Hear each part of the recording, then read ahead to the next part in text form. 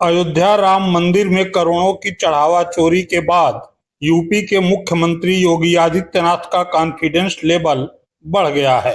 मोदी, भागवत, चंपत, चेले चपाटी जहां मंदिर का म तक बोलने को तैयार नहीं हैं, वहीं योगी आदित्यनाथ अयोध्या को सुसज्जित बताकर मथुरा की ओर बढ़ चले हैं। अखिलेश जी, अयोध्या को तो राम भक्तों ने सजा और संवार दिया है। आप उसकी चिंता मत करिए, पश्चाताप करिए और अब तैयारी करिए कि हम कृष्ण कन्हैया के लिए भी कुछ कर सकें। यह वही योगी हैं जिनके सियासी भविष्य को लेकर चढ़ावा चोरी के ठीक पहले तक जोरदार बहस चल रही थी। चाणक्य के चेले केशव प्रसाद मौर्य योगी से कम गृह मंत्रालय छीनते हुए बताए जा रहे थे।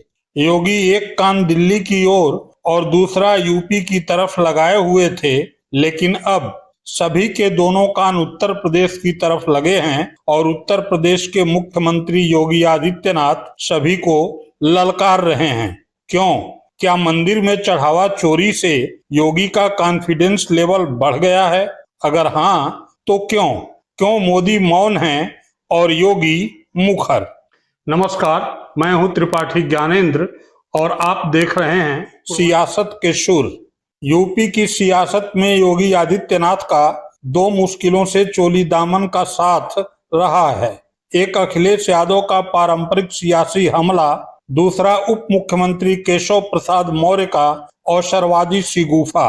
अखिलेश की वजह से योगी के तीसरे कार्यकाल पर बहस होती है और केशव मौर्य की वजह से रुक रुक कर योगी की कुर्सी खतरे में पड़ जाती है। सपा के प्रमुख के पीछे 27 का चुनाव होता है तो केशव प्रसाद मौर्य के पीछे मोदी शाह की योगी को हटाने की रणनीति।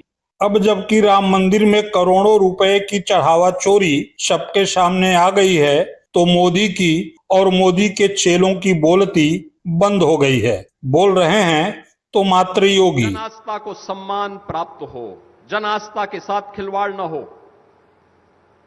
मैंने कहा भी था, मैं 19 जून को अयोध्या के दौरे पे था। मैंने तब भी कहा था,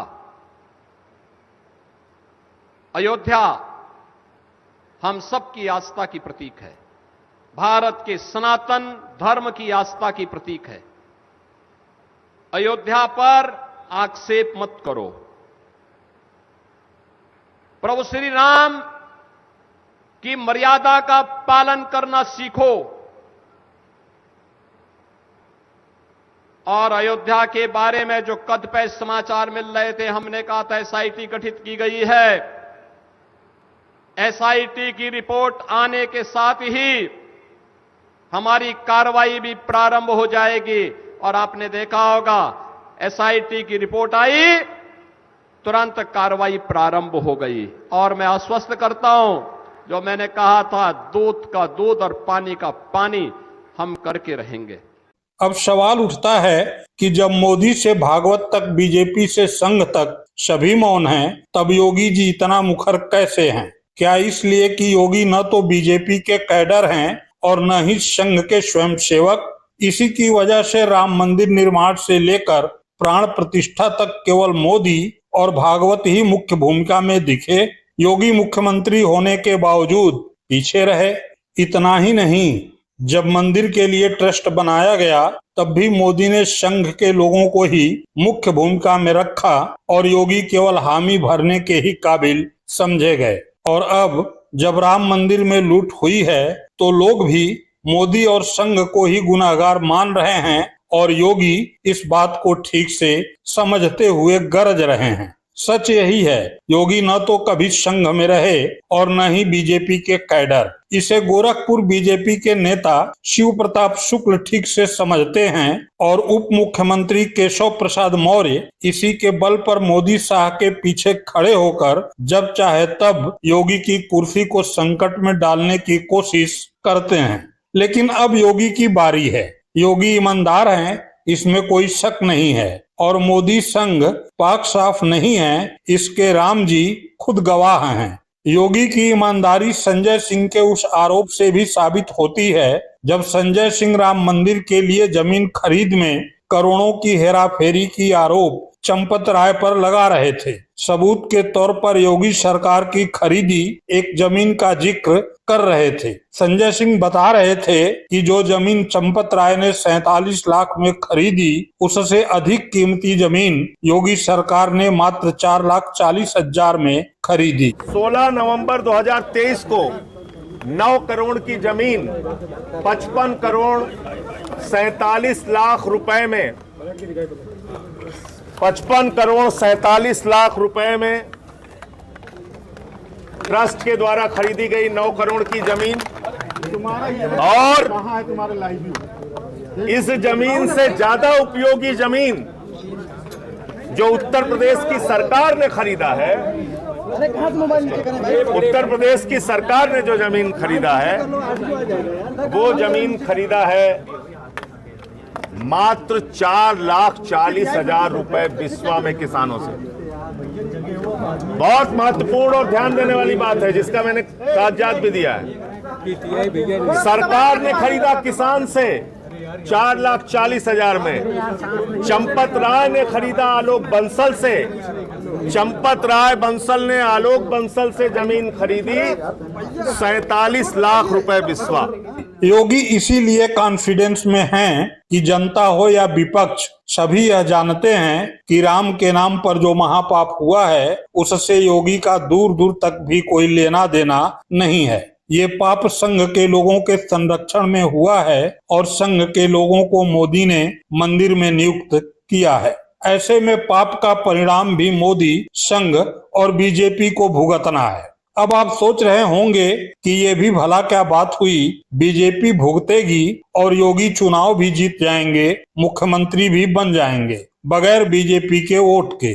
जी नहीं, योगी को मालूम है कि चढ़ावा चोरी से उनका आंतरिक संकट दूर हुआ है, बाहरी नहीं। यही कारण है कि योगी आंतरिक विरोधियों को अयोध्या राम मंदिर में छोड़कर सपा प्रमुख अखिलेश यादव को मथुरा में खींच रहे हैं। योगी को पता है कि अगर चुनाव से पहले हिंदू मुस्लिम सियासत गरमा जाए तो बात बन जाएगी। मोदी और संघ बीजेपी पर राम मंदिर में हुई चढ़ावा चोरी को लेकर आक्रोशित भक्त मुस्लिमों के विरोध में एक बार फिर योगी को वोट दे देंगे और अब यह हिंदू मुस्लिम की सियासत अयोध्या में नहीं मथुरा में हो सकती है। इसलिए योगी अयोध्या की सियासी गर्मी को मथुरा ले जाने की चाल चल रहे हैं। ये चाल ही योगी के कॉन्फिडेंस का दूसरा कारण है। सुनिए। अखिलेश जी, अयोध्या को तो राम भक्तों ने सजा और संवार दिया है, आप उसकी चिंता मत करिए, पश्चाताप करिए, एक बार रामलला का दर्शन कर लीजिए, कम से कम इसी से और सद्बुद्धि आएगी। और अब तैयारी करिए कि हम कृष्ण कन्हैया के लिए भी कुछ कर सकें। अब मथुरा की बात करिए। अगर सचमुच